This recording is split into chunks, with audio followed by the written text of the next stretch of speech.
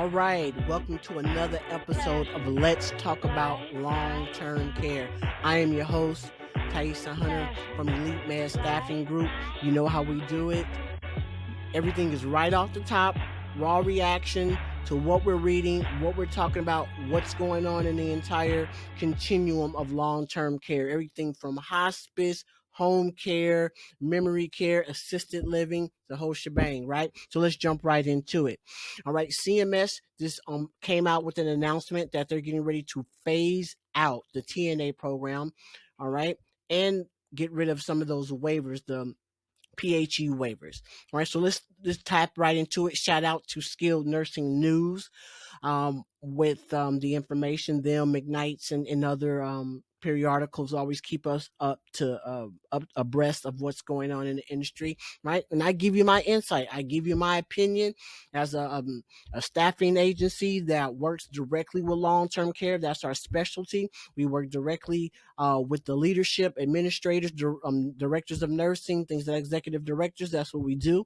All right. Check us out when you get the time. But all right, let's jump right into it. It said, in light of steady increasing vaccination rates for nursing homes, residents, and staff, the overall improvement to outbreaks in the space, the CMS on Thursday said it is phasing out some of the temporary waivers linked to COVID-19 in a public health emergency.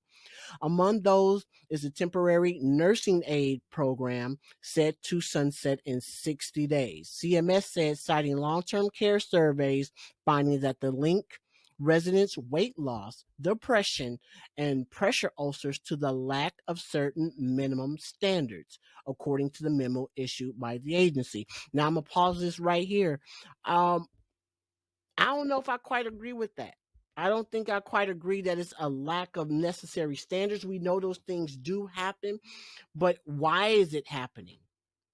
It's not happening because they're not getting their 3.5 direct care hours from CNAs and their 1.1 minimum hours from RNAs. It's because they don't have enough staff. The ratio is way too high. CNA per resident is entirely too high. They can't get enough bodies in there to take care of our most vulnerable folks. What does that mean? Now, it's a double-edged sword right here, what I'm about to say. It's not going to hit over well with everybody, but again, this is my insight. These are my thoughts. You ain't got to agree with them, but that's okay. We already know what they're going to do. They're going to start bringing in nurses from abroad. That's what they're going to do.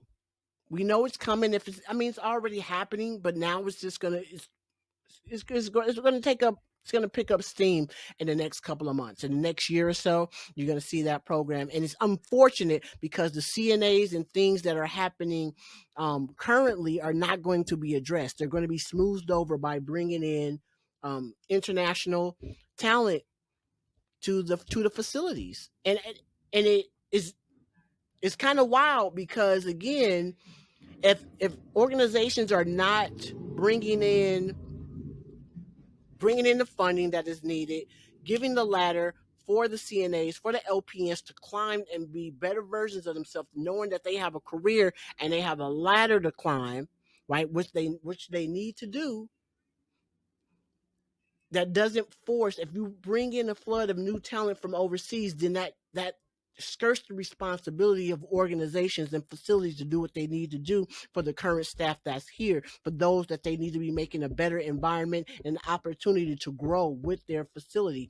That's what that will do. That will skirt the responsibility of owners to change the way they think and change the way they do business if they bring in an influx of international talent. I'm just going to put that there because I don't think it's a lack of minimum standards of people getting direct care. I think it's more so that they just don't have enough. They just don't have enough caretakers. They don't have enough CNAs. They don't have enough LPNs. Because you have to change the environment. So let's keep reading here. It says temporary waivers for nurse aid certification will still be available in certain situations. For example, facilities with documented capacity issues and training and testing programs. Individual state-based, county-based, or facility-based waivers will be granted by CMS as needed until the expiration or termination of the PHE, the agency said in a memo. Here it is. It says if there is a severe breakout in a facility or a geographically distinct group of facilities, CMS can quickly grant waivers to support the facility's response to COVID-19, the agency stated. If there is a nationwide surge in nursing home COVID-19 cases in the future, CMS can quickly reissue national blanket waivers during the public health emergency. All right, Nathan Shima, I hope I'm saying his name right. Forgive me, Nathan, if I'm not. President and CEO of the Evangelical Lutheran Good Samaritan Society was surprised to see hospitals able to keep their waivers in place while nursing homes are left to figure out worker shortage in a time crunch. That's what I'm saying. Not cool. Hospitals, right? We understand that they get, if COVID waves pick up, that people run to the emergency room. But again, who are the most vulnerable folks? That is our elders. Our elders are the most vulnerable, right? So why would you continue to give waivers to hospitals, but then take it away from skilled nursing? This is why I'm saying it's almost like they want that chain reaction to happen, because it will be a chain reaction. Let's not get it twisted. There's going to be a chain reaction by facilities who are not able to staff completely, right? Then the discharges coming out of the hospitals are going to be backed up. It has a ripple effect. You throw the rock in the water and the ripple effect goes. That's what's going to happen. You're going to have a backlog with the hospitals, but what is it going to do? Which sector is going to get more help? The home health. Home health care will get more. You'll be directed from hospital to home. Skilled nursing within the homes will then start to pick up, and that's a beautiful thing. Don't get me wrong, there's nothing wrong with that, but that will be the ripple effect of the situation. That's just what it is. All right. So he said that the differentiation strikes me because, as we all know, in this industry, we've been on the front lines and we're serving some of the most vulnerable people throughout the pandemic, Schema said to Skilled Nursing News, disproportionately calling out nursing homes and rolling back these waivers at a time when there will be we are still reeling and coming back from such an extraordinary experience. It just seems off to me. You're being too kind there, Nathan. It's just out and out wrong. And it makes no logical sense.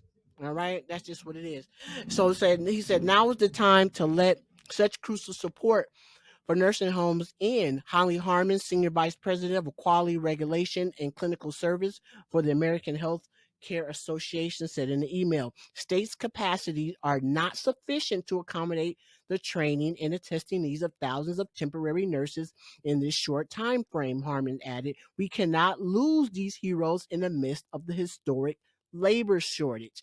See, this is why I think sometimes I gotta say, are there other forces at work that want to undercut this situation to bring in the international talent? Because why? It's cheaper for them. We can't sugarcoat that fact.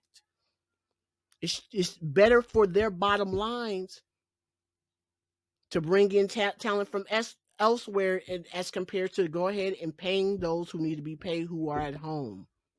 That's what I don't like. That's the part of the shady part of business, of the business side of skilled nursing, that I don't like. And unfortunately, that's why private equity gets the bad rap, because we know on the back side, behind closed doors, they advocate for that. They push for these things. All right. So again, that leaves facilities to have to pivot, to have to change, because they're going to be without these waivers. But again, there's certain states like New York who are already 63% of those folks are already understaffed. Maybe they'll be able to maintain their waiver longer than the 60 days that are getting ready to approach. You got to remember, the industry has lost over almost 250,000 direct care workers in this situation from the pandemic. All right. According to right here, U.S. labor statistics, they lost 2,500 just a month ago. And let me tell you, I understand because I'm in the trenches making these placements, working with clients. So I see the stress that they're under. So the fact is, before we get ready to wrap things up, here's the bottom line. Again, we always got to stand on our soapbox and go ahead and tell when policymakers are not doing the right thing. This is ill conceived. It's not well thought out. There's no way that it's going to help the current situation. Will it maybe do something down the line? Maybe so. But we're talking about right now in this moment, it's not good policy, period. No way to cut it, no other way to say it. It's not good policy. It's not going to help those who are in the most dire need. Okay, it's going to put a further strain on the system. So tell me what you think. Do you think they should be getting ready to actually get rid of these waivers? How is it going on in your facility? Drop a comment. Let me know. I'd love to hear. I'd love to hear what you have to say about it. And while you're at it, go ahead and throw in the topic. If you want me to talk about something else, please let me know, because it's what you want to hear. That's what I'm here for. All right. So until next week, we'll do it again. This is Let's Talk About Long-Term Care with your host, Taisha Hunter, Elite Med Staffing Group. Until next week, peace.